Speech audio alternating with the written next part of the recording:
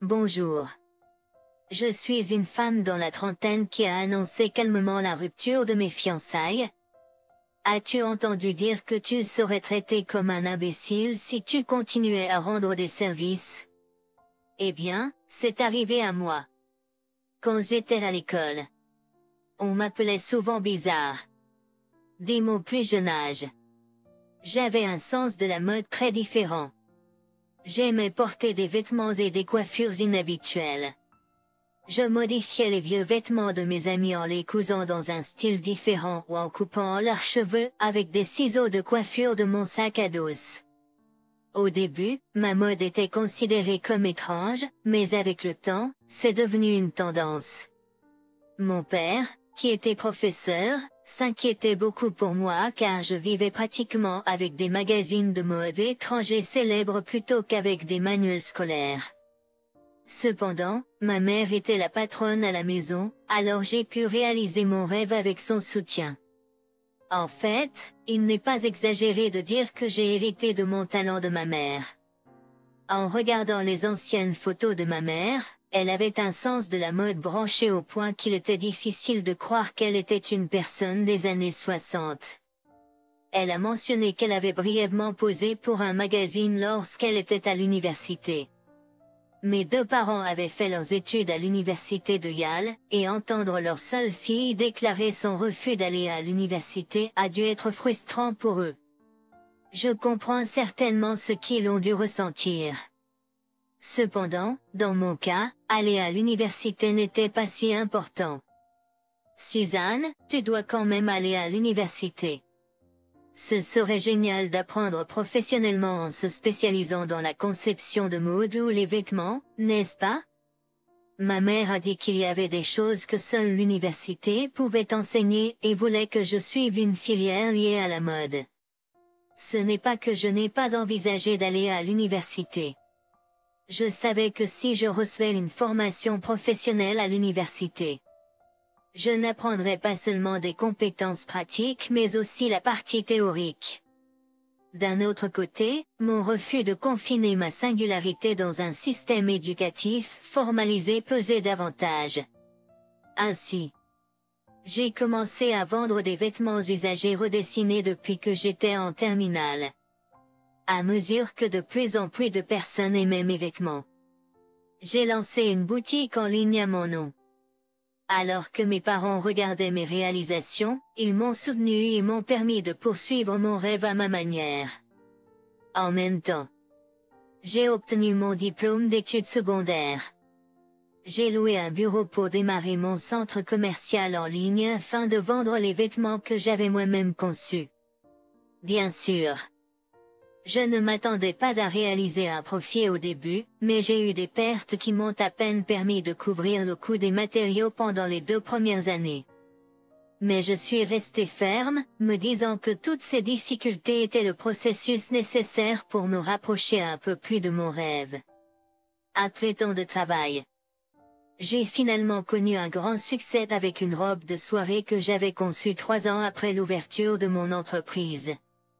Grâce à cela, mon centre commercial est devenu connu parmi ceux qui préféraient des designs élégants et uniques grâce aux bouchaques sans grave-oreille. Peu de temps après, les commandes qui étaient à peine d'1 ou 2 par jour se sont retrouvées épuisées, et j'ai fini par devenir PDG du centre commercial avec 15 employés à l'âge de 25 ans. Je n'ai rencontré aucun obstacle sur la route du succès. Pendant les 5 années suivantes, je n'ai fait que travailler comme une folle. Je ne pensais qu'aux vêtements en mangeant, prenant même un carnet pour esquisser mes idées dans la salle de bain. J'étais follement plongée dans la mode tout au long de ma vingtaine. Sauf quand j'assistais à la semaine de la mode lors de voyages d'affaires. Je n'ai jamais voyagé pour le plaisir, encore moins eu de rendez-vous lorsque j'approchais la trentaine. Pourtant, je n'avais aucun regret important. Bien sûr, il y avait beaucoup de gens qui voulaient me caser avec un rendez-vous. Je les ai tous refusés. J'étais tellement heureuse en travaillant que je n'ai jamais pensé à fréquenter un homme. Cependant, lorsque mon âge est passé de 2 à 3 devant moi, J'ai commencé à regarder autour de moi. Mon employé de mon âge était déjà mère de 2 enfants. Les réseaux sociaux de mes camarades de classe étaient remplis de photos de leurs enfants. Je n'ai jamais été seule ni eu besoin d'un homme, mais j'ai ressenti de l'amertume en pensant que si je continuais à travailler ainsi, je pourrais disparaître sans avoir la chance d'entendre un enfant m'appeler maman dans ma vie en voyant les photos des enfants de mes amis. À partir de cette prise de conscience, je commençais à aller à un rendez-vous à l'aveugle au moins 2 ou 3 fois par semaine, essayant de trouver mon âme sûre. Ce n'était pas que j'étais très exigeante, mais je n'ai rencontré personne que j'aimais. Je pensais que je m'y prenais mal quand j'ai enfin rencontré un homme. Il était différent de tous les hommes que j'avais rencontrés. Il était juste une personne ordinaire comparé à tous ceux que j'avais rencontrés lors de rendez-vous à l'aveugle. Mais pour une raison quelconque, j'étais attirée à ce point. Ceux que j'avais rencontrés lors de rendez-vous à l'aveugle étaient tous assez célèbres en tant que médecins ou avocats, et ils étaient occupés à présenter leurs réalisations et pas attentifs à m'écouter. Cependant, cet homme écoutait attentivement et réagissait avec empathie. Depuis mes 20 ans, j'avais vécu dans un monde des affaires féroces, mais il était comme un paradis chaleureux pour moi. Ainsi, j'en étais venu à choisir ce monsieur tout le monde, et il est devenu mon petit ami, mon collègue et mon ami. Nous avons fréquenté pendant 6 mois, et j'ai été convaincu que je pourrais passer le reste de ma vie avec lui, alors je lui ai proposé en premier. Ainsi, nous nous sommes fiancés pour nous marier. Jusque-là, je pensais qu'un mariage était le résultat de 2 personnes qui s'aimaient, et je ne pensais à aucun autre scénario où le mariage n'est pas seulement un homme et une femme, mais une famille des 2 côtés qui se rejoignent. Ce sont mes parents qui ont accueilli la nouvelle de mon mariage. Ils s'étaient toujours inquiétés pour moi, que je travaillerais seulement pour finir vieille et seule sans me marier. Ainsi, comme ils doivent être heureux de m'entendre me marier. Alors que je me préparais pour mon mariage, le directeur de mon magasin physique m'a appelé. Ta future belle-mère est venue au magasin, et je pense que tu dois descendre. Je me suis précipitée au magasin pour saluer ma future belle-mère qui était venue sans prévenir. Oh chérie, tu es là. S'il te plaît, salue ta belle-sœur. C'est la première fois que tu la vois, n'est-ce pas? Ma future belle-mère m'a présenté sa fille comme ma future belle-sœur. Waouh, ta tenue est tellement jolie. Pourrais-tu ne pas m'en offrir quelques-unes en cadeau? Ma future belle-sœur était étudiante à l'université, et dès le départ, elle me suivait comme une mignonne petite sœur. Je lui ai donné les vêtements qu'elle voulait comme cadeau. À ce moment-là, je n'ai pas réalisé que c'était le début d'un schéma. Après ce jour-là, ma future belle-mère et ma fille venaient souvent dans mon magasin pour leurs vêtements. Même si j'étais le PDG de l'entreprise, ce n'était pas comme si je pouvais donner librement des vêtements, donc je devais les payer à chaque fois.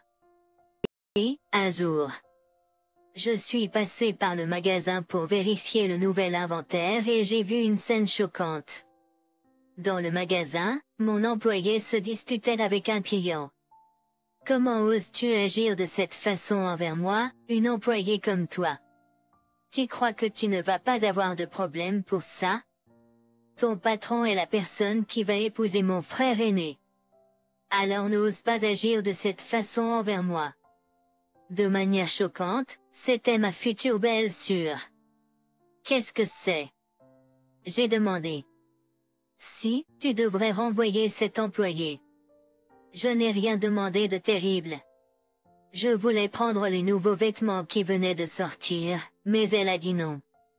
D'un seul coup d'œil, j'ai pu voir que c'était une situation ridicule, mais j'ai envoyé ma future belle-sœur ailleurs pour 1 minute et j'ai appelé le gérant du magasin séparément. Elle a hésité 1 minute, puis elle m'a raconté toute l'histoire.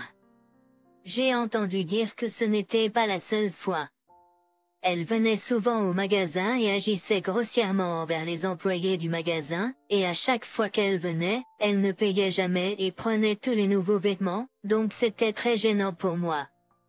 Je me suis beaucoup inquiétée de savoir si je devais te parler de ça. Même si c'était la future sœur de mon mari. Je n'ai pas pu retenir ma colère en apprenant qu'elle prenait non seulement les vêtements librement, mais qu'elle était aussi impolie envers mes employés. Je sentais que ce n'était pas juste, alors je lui ai dit. Ami, présente immédiatement tes excuses à elle. Suzanne, pourquoi devrais-je m'excuser envers elle? Qu'est-ce que j'ai fait de mal? Tu as vu comment elle m'a traité avec impolitesse. De quel côté es-tu? Ma future belle-sœur ne semblait pas désolée pour son acte. Au lieu de cela, elle s'est mise en colère contre moi, demandant ce qu'elle avait fait de mal. Même en tant que PDG de cette entreprise. Je ne traite pas mes employés avec impolitesse. Je n'ai pas le droit de le faire. Je ne laisserai pas passer cet incident comme ça. Face à mon attitude sévère, ma future belle-sœur semblait quelque peu déconcertée. À contre-cœur, elle s'est excusée auprès de mon employé de magasin et est partie brusquement. Mon petit ami, qui a dû entendre parler de l'incident, a affiché une réaction inattendue. Chérie, qu'as-tu dit à Amy aujourd'hui? Elle m'a dit qu'elle regardait simplement de nouvelles lignes au magasin, mais tu l'as grondée. J'ai entendu dire que les paroles des gens sont amplifiées lorsqu'elles sont transmises, ce qui s'est avéré vrai ici. Je ne savais pas ce qu'elle avait dit à son frère pour que la vérité soit déformée de cette manière, je n'arrivais pas à le croire. Cependant, j'ai senti que je devais clarifier cette fois-ci pour éviter tout problème futur, alors j'ai expliqué la situation. Ta sœur a vraiment beaucoup déformé les choses. Elle a été impolie avec mes employés, alors je lui ai donné ma parole. Si tu avais été là, tu aurais fait la même chose que moi. Pourtant, comment as-tu pu la gronder devant autant de gens? Elle est rentrée en pleurant, et en ce moment. Ma mère est aussi furieuse à ce sujet. Pourquoi en faire tout un plat pour une affaire mineure? Avant, chaque fois que je disais quelque chose, il avait l'habitude de me croire. Pourtant, ici, il n'a écouté qu'un seul côté de l'histoire de sa sœur, et cela m'a fait mal. Ensuite, ma future belle-mère m'a aussi appelé, disant, « Suzanne, qu'as-tu dit à Amy pour qu'elle pleure autant? Était-ce si important de donner une tenue à ta belle-sœur? Si tu traites si mal ta future belle-sœur, il semble que tu me traiterais de la même manière quelques années après notre mariage. » Je me sentais furieuse à l'intérieur, mais comme je ne voulais pas me disputer avec ma future belle-mère alors que notre mariage approchait bientôt, j'ai reculé d'un pas. C'était la première fois que je considérais sérieusement si je devais poursuivre ce mariage. Malgré mon conflit intérieur, le temps a passé. Puis le chaos a éclaté, il ne restait que 40 jours avant le mariage. C'est ce qui m'a poussé à rompre nos fiançailles. La date était l'anniversaire de mon père, avant que je me marie. Je dînais avec mes parents à la maison et ma mère hésitait à me regarder plusieurs fois. Puis, enfin, elle a ouvert la bouche. Suzanne. Je ne sais pas si je devrais te dire ça et j'étais très inquiète à ce sujet. Cependant, il n'y a pas si longtemps, ta future belle-mère a fait poser des implants dans notre hôpital, mais elle n'a toujours pas payé. Cela? Peut-être qu'elle a été occupée et a oublié de payer. Je l'appellerai plus tard.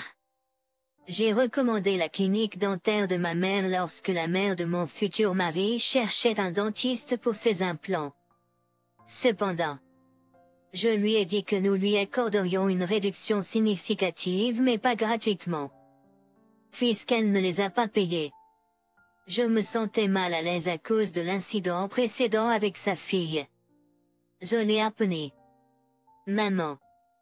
J'ai quelque chose à te demander. Tu vas te faire poser des implants dans la clinique de ma mère, n'est-ce pas? Mais j'ai entendu dire que ce n'était pas encore payé, Alors je me demande si tu as oublié. Cependant, la réponse de ma future belle-mère était ridicule. Puis quoi?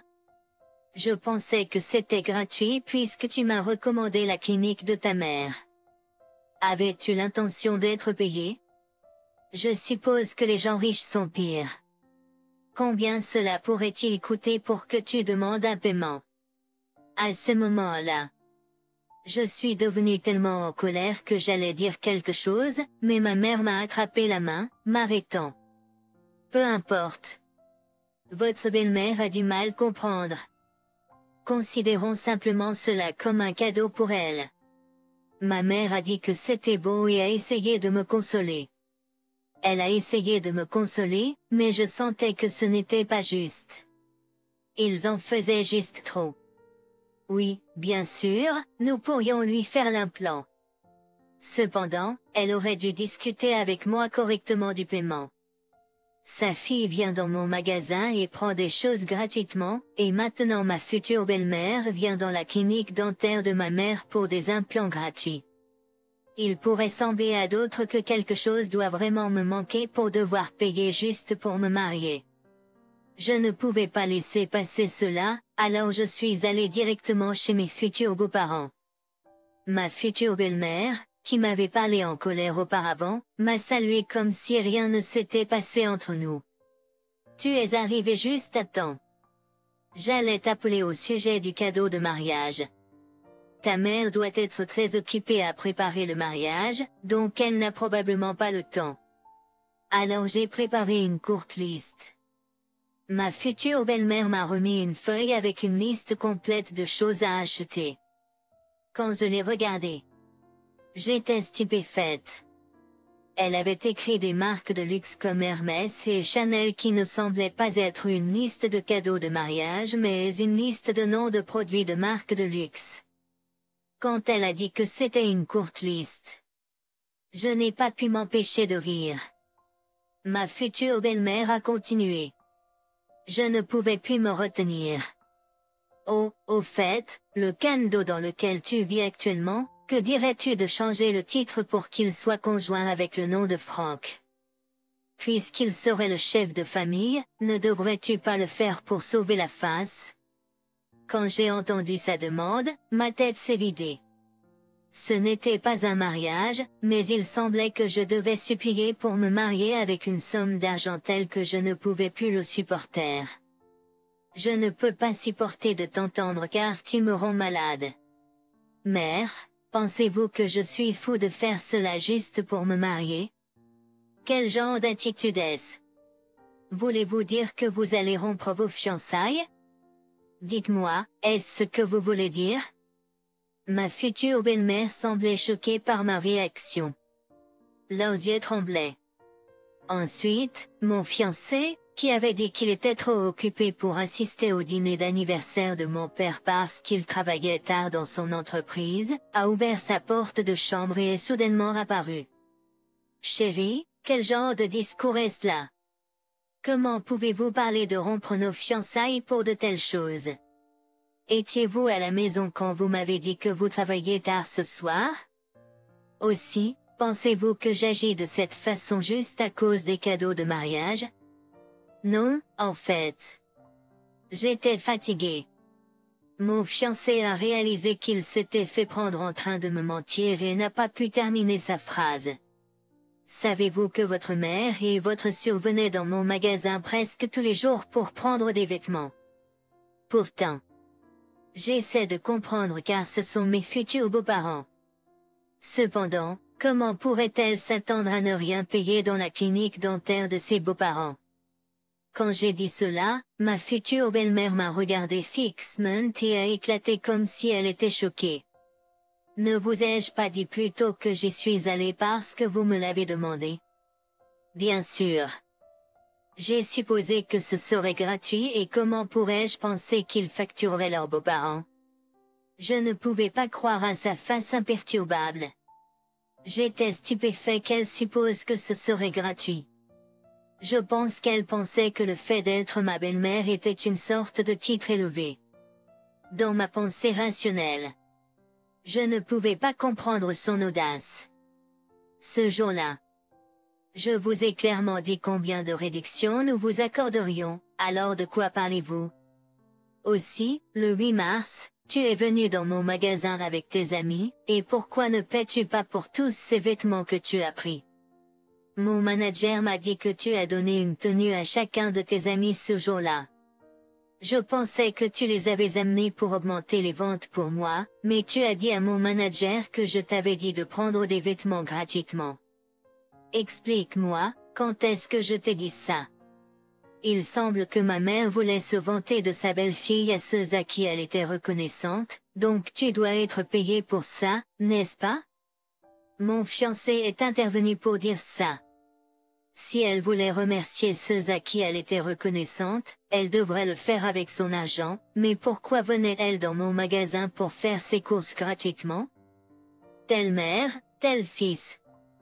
Tous deux pensaient de la même manière. Peu importe. Je veux être payé pour tous les vêtements que ta mère et ta sœur ont pris dans mon magasin, y compris les frais d'implant. Alors, mère, tu devrais le savoir. Tu devrais avoir un peu de conscience. J'ai choisi un homme même s'il n'avait rien que par amour. Mais il semble que tu aimes mon argent et la richesse de ma famille, n'est-ce pas? J'ai dû être folle d'aimer un homme comme toi. Ma future belle-mère m'a craché dessus, le visage rouge, en colère après avoir entendu mes paroles. As-tu vraiment dit que mon fils n'était rien? Je n'arrive pas à croire ça. C'est toi qui n'as rien sauf de l'argent. Tu n'es qu'un simple diplômé du lycée et comment oses-tu parler de cette façon? C'est ainsi que les ignorants montrent leur ignorance.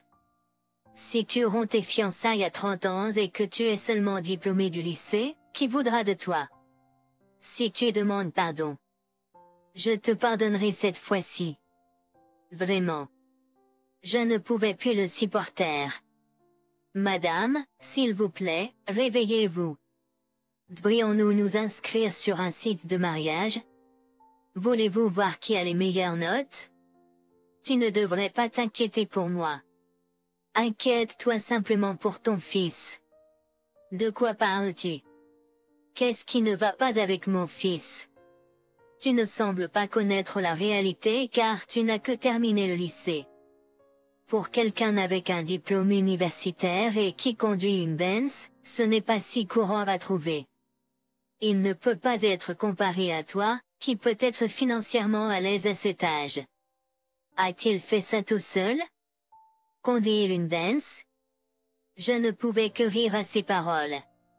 Tu ne sembles pas du tout connaître ton fils. Il n'est qu'un simple employé dans une petite entreprise. Comment pourrait-il se permettre de conduire une Benz? Il m'a supplié de vouloir conduire une Benz, alors je l'ai achetée. Mais il semble qu'il ait raconté qu'il l'a achetée, n'est-ce pas? À ce moment-là, le visage de ma future belle-mère s'est déformé. Mon fiancé s'est précipité vers moi, essayant d'arrêter mes paroles. Chérie, tu n'as pas besoin de dire ça. Pourrions-nous sortir et discuter de cela, s'il te plaît? Que veux-tu dire par sortir?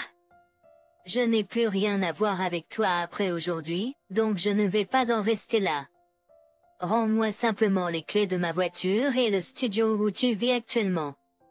Déménage et rembourse l'argent que j'ai payé quand tu as emménagé. Comme le dit un vieux dicton, une personne qui a pété s'en prend à ceux qui ne l'ont pas fait, ma future belle-mère est devenue en colère et m'a crié dessus.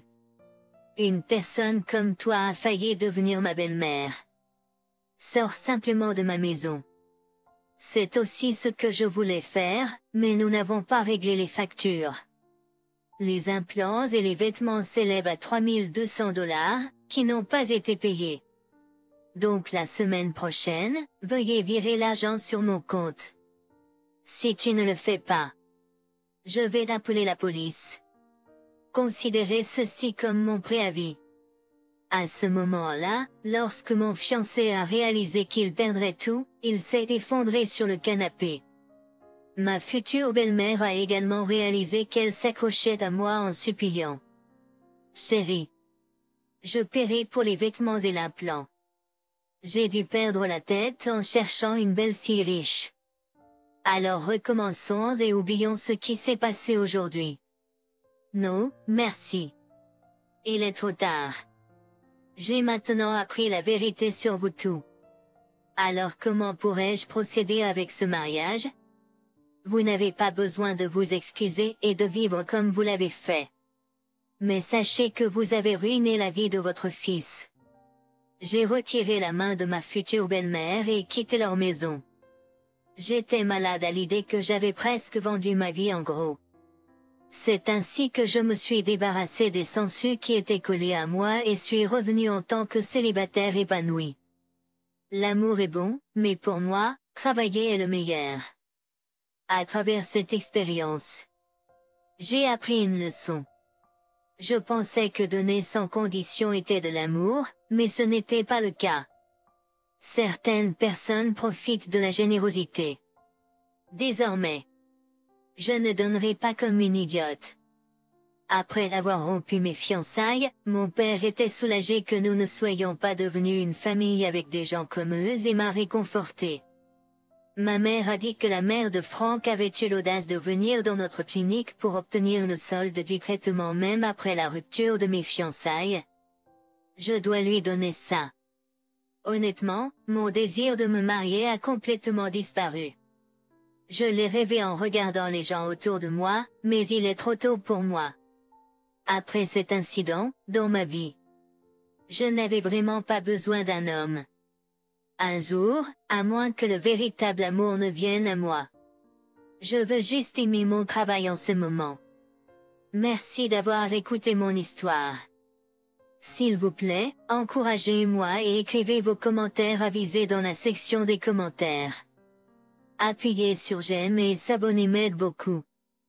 Passez une merveilleuse journée.